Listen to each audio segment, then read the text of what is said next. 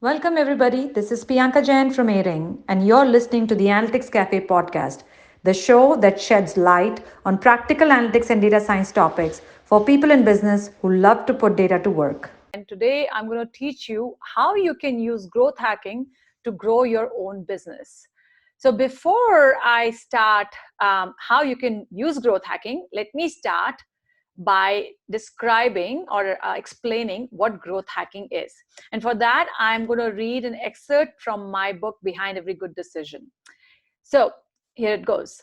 Growth hacking is a discipline within an organization with the singular focus of driving scalable growth. Growth hacking team typically consists of product development, design, analytics, and marketing, and it uses a pull strategy to attract customers. That is, they include engagement driving experiences within the product by understanding users' motivation and behavior and provide immediate value to engage customers versus the traditional modular approach of marketing department reaching out to engage customers after the product team has built a version of the product. This again is excerpted from my book, Behind Every Good Decision, for those who are interested. So now you guys are thinking, some of you, maybe you have $1 million business, you have a few team members, and you're thinking, okay, you're talking about a multidisciplinary approach with product development, design, analytics, marketing. And here's, I'm a team of 3 or team of 1. And no worries, folks. What this is trying to say is that essentially the growth hacking needs input from different aspects of business. So it needs product input, it needs design input, it needs analytics and marketing input. And it can be done by that same person. And I'll show you what are the key components of growth hacking. So there are 4 key components of growth hacking, and I'll go through one by one. And as I go through it, I'll also showcase this with an example from Facebook and how Facebook did that. So the first component of growth hacking is build a must-have product. So first, you need a product or service that is currently able to engage majority of your consumers already coming to your site, and that is your base products. And so you must understand, so growth hacking can take you from, it cannot take you from 0 to 10. It can, if you already have a 1, you've already taken your website, you have some engaged user, you've already taken it 0 to 1. Growth hacking can take you from 1 to 10. And so that is the kind of exponential growth. If you do it systematically, it can be enabled. So what does it mean? So for example, for your product, you already have a product or service that is, that your end users are quite enjoying, and they're coming back to your site over and over. That is your must-have product. The second component of growth hacking is understand must-have experiences. What does that mean?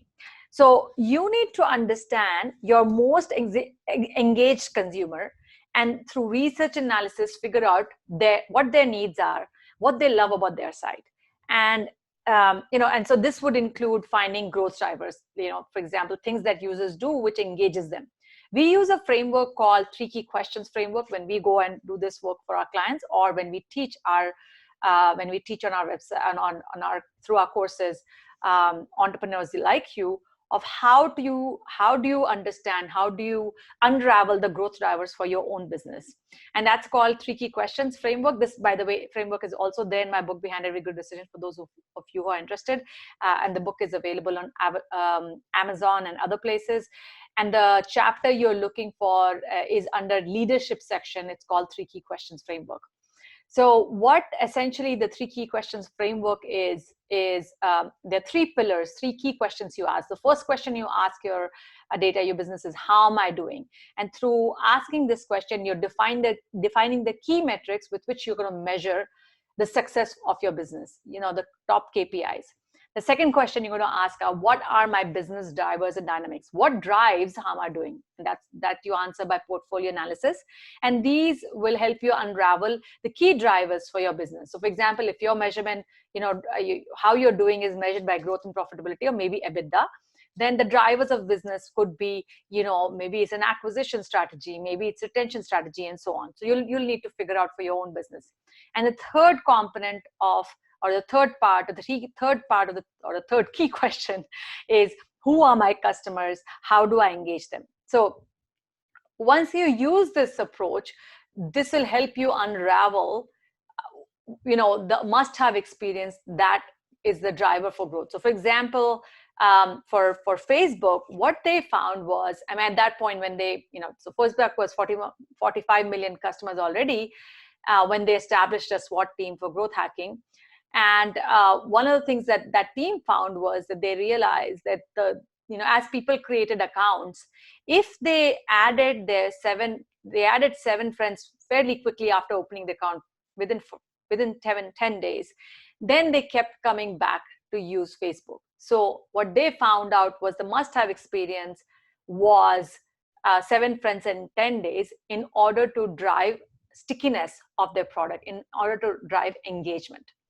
And you may find something similar to that as well. Now, I understand some of you are also thinking, where is my data for me to be able to do this? I mean, you all have access to data. It's probably sitting in your Google Analytics or in some of your servers, and some of the systems that you're using to enable the e-commerce, Shopify and others. There's a lot of data there. And if you have a systematic way of asking questions of your data, and like we talked about the 3 key questions framework, you will be able to unravel the must-have experience. And so that was the second component of the growth hacking, was understand must-have experience. The third component is incorporate those must-have experience into your product. Now, so for example, once Facebook found that the 7 friends, adding 7 friends actually makes users come back, which they of course proved by testing, then they basically started incorporating recommendation system, like connect your contact list right away, so that they can recommend, you might know this friend. And these are the things they incorporated, so that the more and more people started adding friends, and within very quick, very first few days, and thus they start getting habituated to Facebook. And you would do something similar, where you would, once you figure out that this is what is driving growth, for this is what drives stickiness for my product, or drives retention, drives growth, drives whatever your must-have experiences are, you would look to incorporate that through some kind of input, some kind of nudge to your customers, that they can follow through from there. And then the last step for the 4 components of growth hacking is remove friction from your must-have experience. So in addition to incorporating growth drivers into customer experience, anything that creates friction and distractions from the must-have experience should be taken out to drive further growth. Again, analytics and testing is used iteratively to find those distractions and make product changes. Now, for example, Facebook may have found out that a tutorial on how to use Facebook may have distracted users from adding friends. And so that is what they would take out from that experience. Now, I don't know exactly what was the case in Facebook, but this is something I'm hypothesizing. So, so with that, just summarizing, this is how you would go and growth hack your business. The 4 components of growth hacking is build a must-have experience, understand the must-have experiences using, of course, the 3 key questions framework or something like that, basically using data science, using analytics and testing. Then incorporate those must-have experiences into the product. And lastly, remove friction from must-have experience. And for those of you who are looking to incorporate this into your business, you can learn this skill yourself. There are many places. This skill is not a rocket science skill. This is a citizen, this we would call a citizen analyst skill, and you should be able to learn it.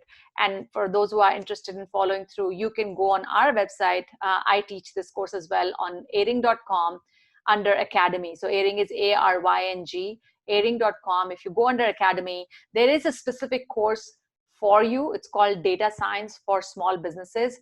And in that course, we teach various frameworks along with the business analytics framework and the 3 key questions framework that will help you peel the onion of your business to understand the must-have experiences and incorporate those must-have experiences. And the only prerequisite we have for that course is for you to take an aptitude test, so we can make sure there is a good fit. And once you have the minimum score, you can enroll in that course and start learning. And for limited time, folks, we have a 50% off on this on all of our courses on Academy. So academy.aring.com has 50%. You can use COVID 50 as you check out the courses to get that 50% discount. So again, aring.com and going to Academy, there is a course specifically for you called Data Science for Small Businesses and Nonprofits. And you can, if that's not a fit, but there may be some other courses that may be a better fit, but make sure to invest some of your time to learn these necessary skills, because data is the new currency, and being able to leverage it to drive growth, to sustain and retain customers, to sustain scalable growth, all of those things are going to be very, very important in the post-COVID world and through COVID world. So that's it, folks. This was Priyanka. Again, thank you so much for joining me today.